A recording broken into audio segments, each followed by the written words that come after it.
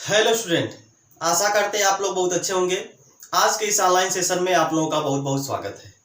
हम लोग BSc second semester की केमिस्ट्री की पहली यूनिट पढ़ रहे हैं, बायो ऑर्गेनिक।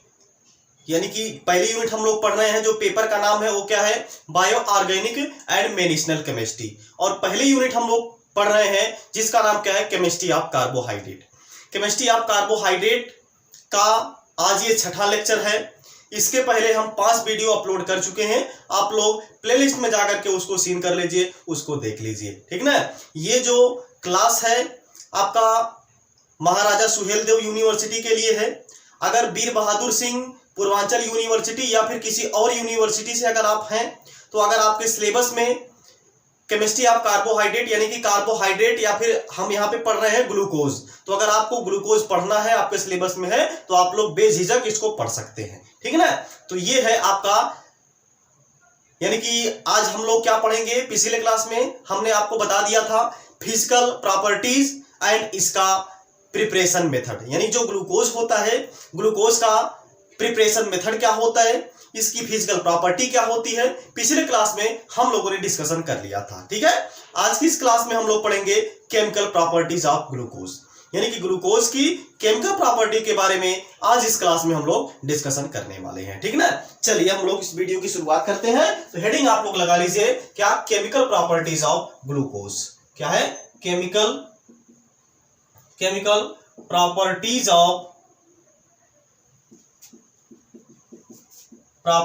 ऑफ ग्लूकोज, ठीक।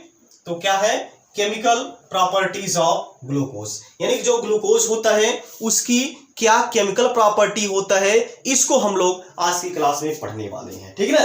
देखिए, हमने जो ग्लूकोज था, ग्लूकोज का फार्मूला हमने बता दिया था, ठीक ना।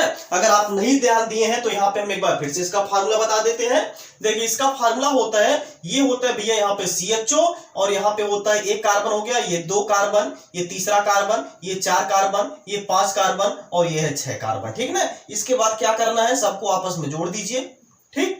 इसके बाद जोड़ने के बाद यहाँ पे क्या रहेगा, 1 2 3 4 5 6 कार्बन हो गया है। यहाँ पे लगा देना है आपको CH2 और OH लगा देना। इसके बाद राइट साइड में यहाँ पे OH, यहाँ पे लगाना है H, फिर से राइट साइड में OH, लेफ्ट साइड में H। अब यहाँ पे H लगाना है, यहाँ पे लगाना है OH और यहाँ पे OH, यहाँ पे लगाना है H। ये है भी आपका ग्लूकोज। ये क्या था आपका, ग्लूकोज, ठीक। इसका नाम क्या था, ग्लूकोज, ठीक। ये क्या था, ग्लूकोज था, ठीक। अब इसी की हमको केमिकल प्रॉपर्टी देखना है, इसी का हमको केमिकल प्रॉपर्टी देखना है। अगर हम इसको, इसका यहाँ पे जो एल्डिहाइड ग्रुप है, इसको हम लोग ऐसे दिखा सकते हैं, डबल बॉन्ड O और यहाँ पे भैया H। ये यहाँ पे क्या था, एल्डिहाइड ग्रुप था, CHO जिसको हम लोग बोलते हैं, ठीक है ना। देखिए, ये कितनी टाइप की केमिकल रिएक्शन शो करेगा, उसको पहले हम यहाँ पे थोड़ा सा आपको इंट्रोडक्शन के तौर पे बता दें। देखिए, पहले तो यह केमिकल रिएक्शन शो करेगा एल्डिहाइड ग्रुप के कारण, यानी कि ये जो फंक्शनल ग्रुप एल्डिहाइड है, इसके कारण यह केमिकल रिएक्शन शो कर सकता है, शो करेगा। और दूसरा यहाँ पे यह केमिकल रिएक्शन शो करेगा इस OH ग्रुप के कारण, जो यहाँ पे OH ग्रुप है, इसके कारण यह अलग प्रकार से केमिकल रिएक्शन को रिप्रेजेंट करेगा, अलग प्रकार से यह केमिकल रिएक्शन को शो करेगा। यानी कि यहाँ पे ये क्या है, एल्कोहलिक ग्रुप है, एक प्रकार समझ लीजिए, OH समूह है यहाँ पे, तो इसके कारण यह अलग से रिएक्शन शो करेगा। और यहाँ पे ये जो एल्डिहाइड ग्रुप है, एल्डिहाइड फंक्शनल ग्रुप है, इसके कारण ये जो है अलग प्रकार की केमिकल रिएक्शन को रिप्रेजेंट करेगा, अलग प्रकार की केमिकल रिएक्शन को शो करेगा, ठीक है ना। तो पहले हम लोग पढ़ेंगे एल्डिहाइड, यानी कि ये जो CHO ग्रुप है, इसके कारण ये जो ग्लूकोज होता है, यह कौन सी केमिकल रिएक्शन को शो करता है, ये पहले हम लोग यहाँ पे ध्यान से देखेंगे, पढ़ेंगे इसको। तो हम थोड़ा सा यहाँ पे आपको ये बताएं, जैसे ये है, क्या है आपका एल्डिहाइड है, जिसकी पहचान क्या होती है भैया, CHO। ये आपका क्या है, C डबल बॉन्ड O, इसको हम लोग कार्बोनिल ग्रुप भी बोलते हैं।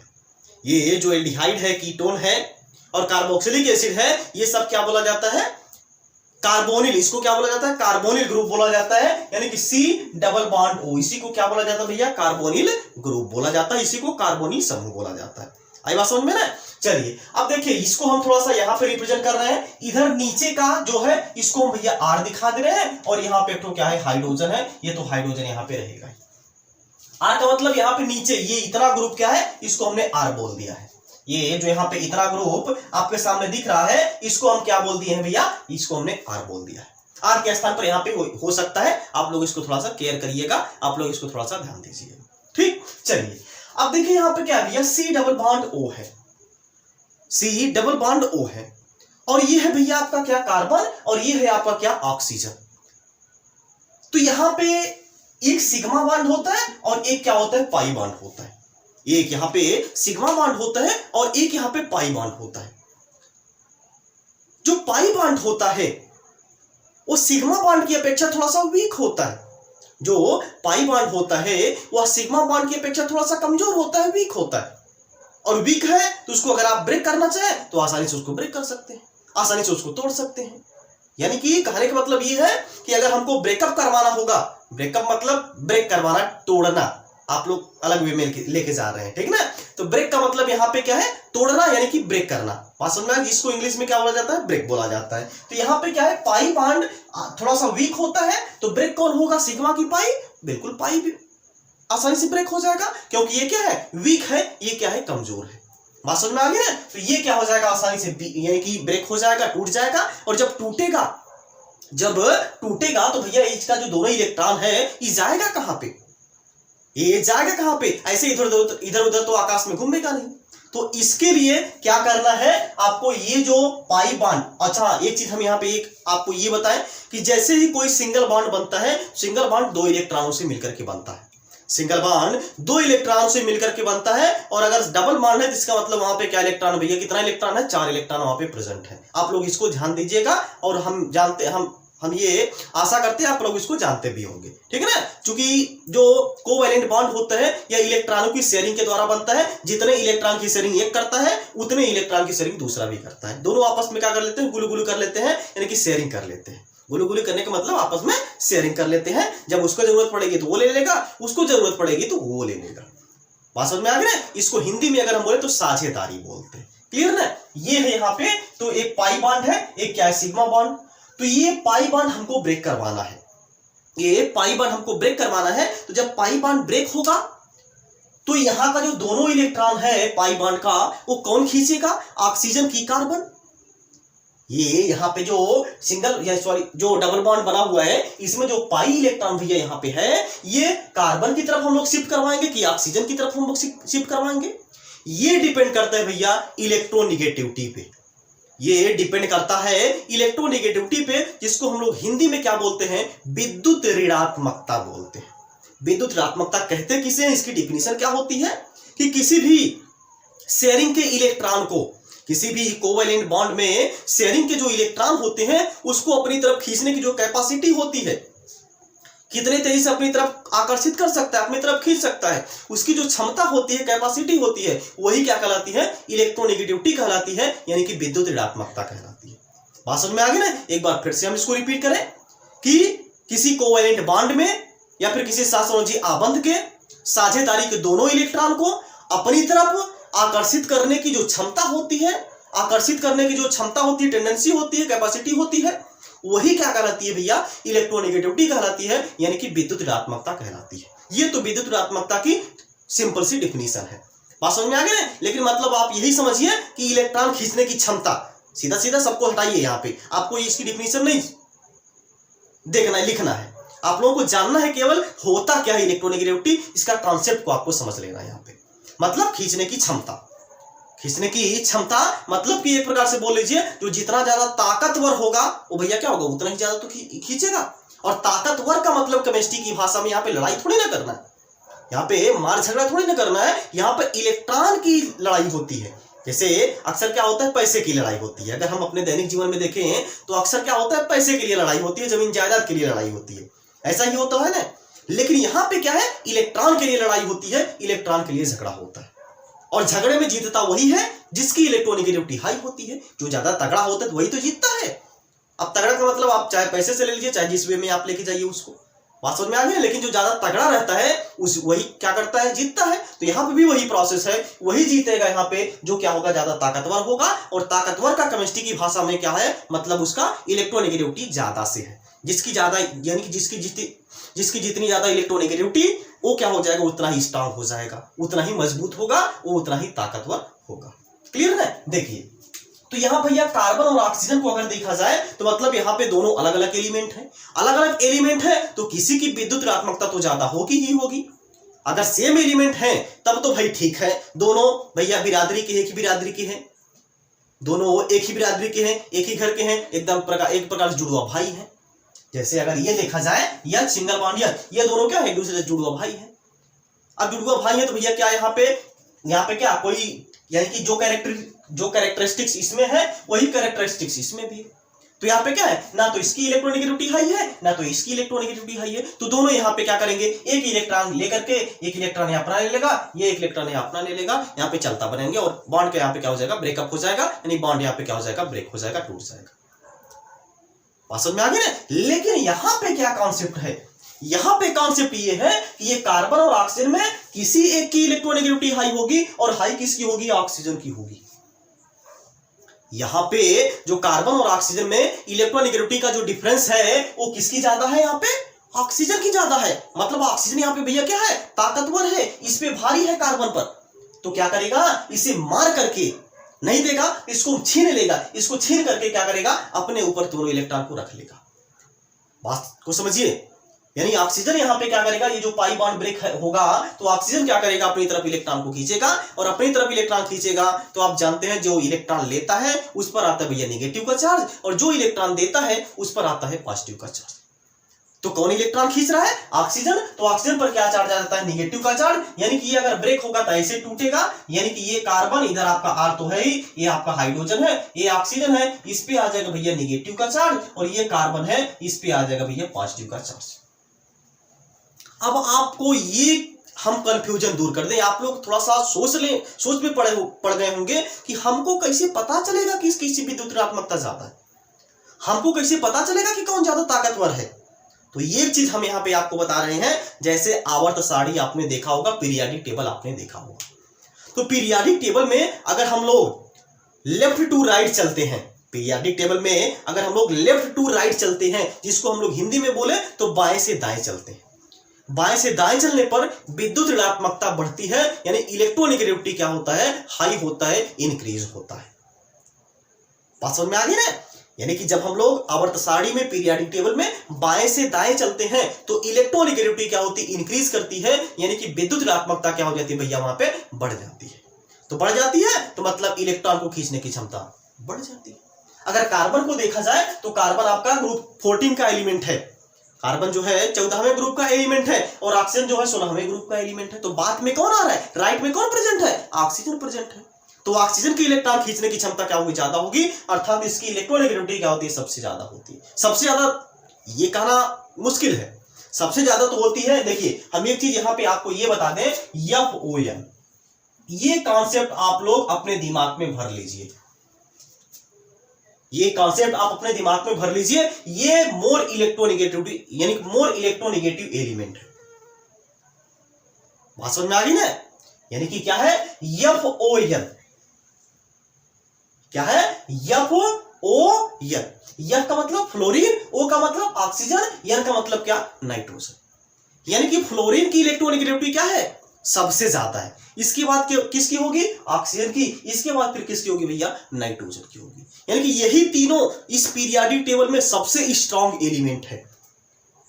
क्यों, क्योंकि इसकी इलेक्ट्रोनेगेटिविटी क्या है, सबसे ज्यादा है, सबसे इसकी हाई है इलेक्ट्रोनेगेटिविटी, इसीलिए यहां पे क्या हो जाती है, ये F, इसकी इलेक्ट्रोनेगेटिविटी सबसे ज्यादा है। क्यों, क्योंकि राइट साइड में सबसे बाद में प्रेजेंट है, और सबसे बाद में प्रेजेंट होने का मतलब क्या है, इसकी साइज भैया छोटी होती है। जिसकी साइज जितनी ज्यादा छोटी होती है, इलेक्ट्रॉन खींचने की क्षमता क्या होती है, उतनी ही ज्यादा होती है। ये अलग मुद्दा है, ये अलग कॉन्सेप्ट है, पीरियाडिक टेबल में ये आप लोग पढ़े होंगे। यहां तक हम लोग इतने डेप्थ में नहीं जा रहे हैं, बशर्ते आप यहाँ पे ये जानते रहिए इलेक्ट्रोनेगेटिविटी किसकी ज्यादा होती है, सबसे फ्लोरीन की, इसके बाद ऑक्सीजन की, इसके बाद फिर किसकी होती है, नाइट्रोजन की।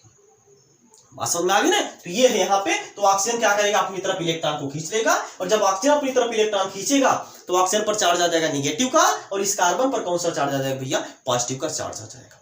अब इस पर कौन सा चार्ज है, निगेटिव का चार्ज है, तो अब यह खकोर खकोर के खोजने लगेगा, मतलब कि यह क्या करने लगेगा, इधर उधर घूमने लगेगा, इधर उधर घूमने लगेगा, और किसको खोजेगा, पॉजिटिव वाले को खोजेगा भैया। क्योंकि क्या है, इसमें क्या है, इलेक्ट्रॉन की अधिकता है, इसमें क्या इलेक्ट्रॉन की अधिकता है। ये क्या यानी कि ये क्या चाहता है, पॉजिटिव का चार्ज चाहता है। ये कहां पे जाकर के जुड़ेगा, जहां पे इलेक्ट्रॉन की कमी होगी।